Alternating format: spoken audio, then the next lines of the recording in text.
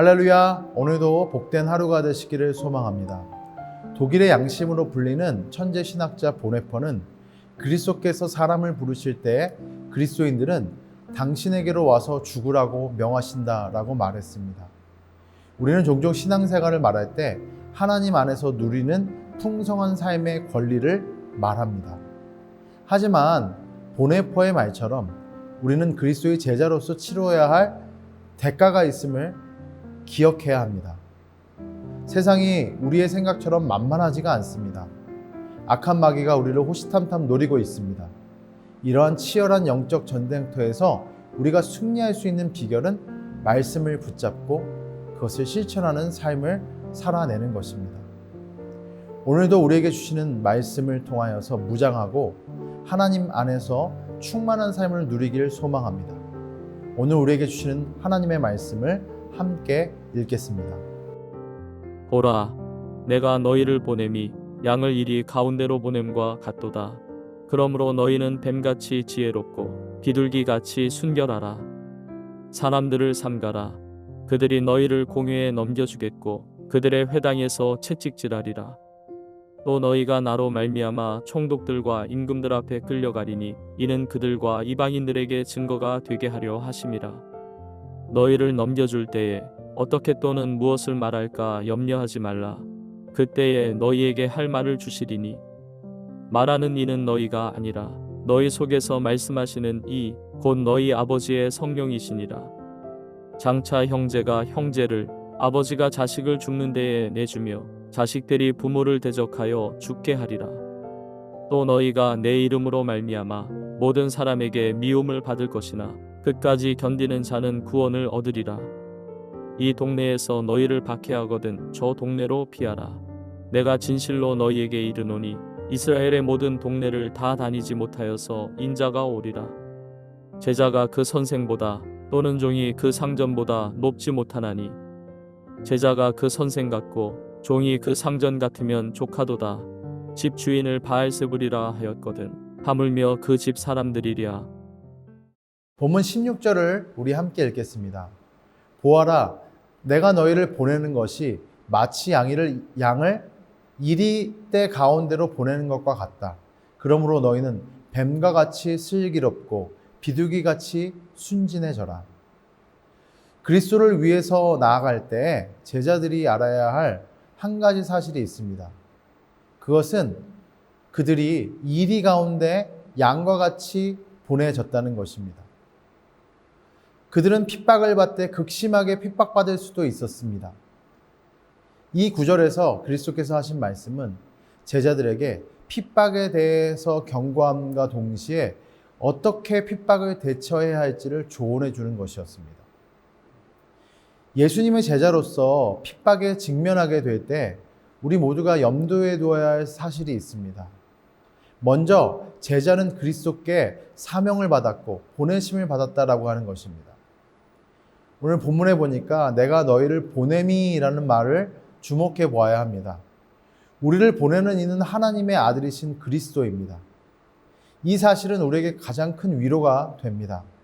그리스도께서는 제자에게 무엇이 닥쳐올지를 알고 계시기 때문입니다. 우리가 당하는 핍박은 매우 중요한 기능이 있습니다. 주님은 우리의 핍박을 통해 우리를 지키시고 구원하심으로써 하나님의 돌보심을 가르쳐 주십니다. 또한 핍박을 통해 우리에게 더욱 큰 믿음을 가르치시고 우리를 성숙한 사람이 되게 하십니다. 주님은 우리의 고통 당함을 통하여서 핍박자들의 마음을 감화시키시고 그들로 하여금 그리스도께 항복하게끔 만드십니다. 그리스도께서는 천국 복음의 중요성을 아시고 그리고 그것이 인간의 구원에 매우 중요한 요소가 있기 때문에 제자들과 저와 여러분을 불러주고 계십니다. 그러므로 많은 사람들에게 배척당하고 핍박받음에도 불구하고 한 사람이라도 구원하기 위해 복음의 메시지는 여전히 전파돼야 한다고 말씀하고 계시는 것입니다. 또한 제자는 이리들 가운데 한 마리의 양으로 보냄을 받았다는 것도 기억해 봐야 합니다. 그리스도께 사명받았다는 것은 사실 핍박을 받게 되었다라는 것입니다. 그리스도께서 복음을 대적할 세상 가운데 자신의 제자를 보내셨다는 것이죠. 그분의 제자가 핍박받게 되리라는 사실을 다 알고 계시다는 것입니다. 그러므로 제자는 다음과 같이 생각해야 합니다. 그리고 행동해야 합니다. 핍박받을 것을 알고 예상해야 합니다. 핍박이 이상한 것이 아니라 당연한 결과라는 것을 믿고 받아들이며 핍박이 올 때에 그것에 당황하지 않는 것입니다. 고린도후서의 바울의 고백처럼 그가 받는 핍박이 앞에 있는 영광에 비해 환난에 경한 것에 불과하다는 사실을 알아야 한다는 것입니다. 참된 제자는 이 땅에서 당하는 고난과 좋게 비교할 수 없는 큰 소망을 깨닫기에 기꺼이 예수님 때문에 당하는 고난에 동참할 수 있는 사람들입니다. 우리가 이 땅에 사는 동안 주님을 증언해야 할 때 담대함으로 증언해야 합니다. 아버지의 영이 도와서 그들에게 말할 것을 알게 하신다는 위로의 말씀을 함께 전하고 계시다는 것이죠. 우리 21절과 22절 읽겠습니다. 형제가 형제를 죽음에 넘겨주고 아버지가 자식을 또한 그렇게 하고 자식이 부모를 거슬러 일어나서 부모를 죽일 것이다. 너희는 내 이름 때문에 모든 사람에게 미움을 받을 것이다. 그러나 끝까지 견디는 사람은 구원을 얻을 것이다. 끝까지 견디어내는 사람은 구원을 얻을 것입니다. 핍박은 어찌 보면 끝이 없을 수 있습니다. 그러나 그것은 일시적인 따름이고 끝은 결국에는 오고 말 것입니다. 여러분, 참을 수 있습니다. 믿는 자는 견뎌낼 수 있습니다. 하나님께서 그가 시험을 통과하도록 도와주실 것이기 때문입니다. 견디는 사람에게는 구원의 삶이 기다리고 있습니다. 그에게는 영광과 보상이 삶이 주어집니다. 예수님께서는 신앙으로 인하여서 가족끼리도 원수처럼 여기는 일이 일어날 수 있다고 말합니다. 그 핍박이 아주 광범위하게 일어나게 될 것을 뜻하시는 것이죠. 주님을 믿는 성도는 그런 박해 가운데서도 주님께 주시는 명령을 끝까지 지키고 견뎌내야 한다고 계속해서 주님이 말씀하고 계십니다. 머지않을 때 그 눈물을 거두기 위해서 주님께서 다시 올 것이라고 하는 그 소망의 말씀을 또한 전해주고 계십니다. 당시 성도들 가운데 상당수는 이 모든 박해를 끝까지 견뎌냄으로 인해 참된 영적인 영광을 누릴 수 있었습니다. 잠시 잠깐 세상에 누릴 것들로 인하여서 영원한 것을 포기하지 않는 참된 신앙의 모습을 보여주었습니다.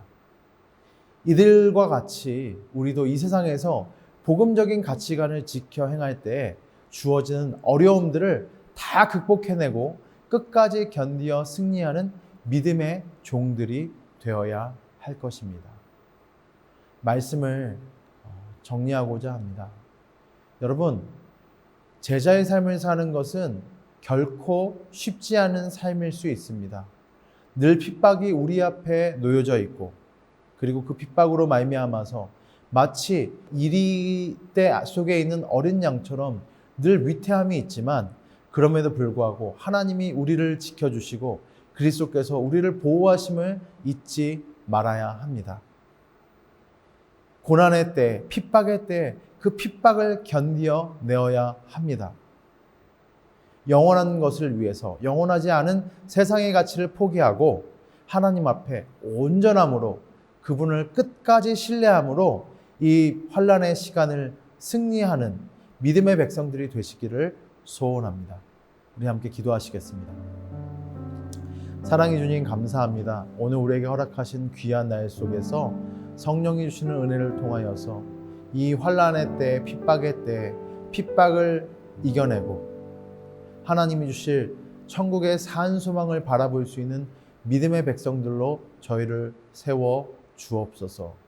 끝까지 견뎌낼 때 주실 그 하나님의 상급을 기대하면서 오늘도 삶의 현장 속에서 그리스도의 제자로서 순교의 마음으로 삶의 자리에서 최선을 다하는 믿음의 백성으로 저희를 지켜 주옵소서. 예수님 이름으로 기도합니다. 아멘.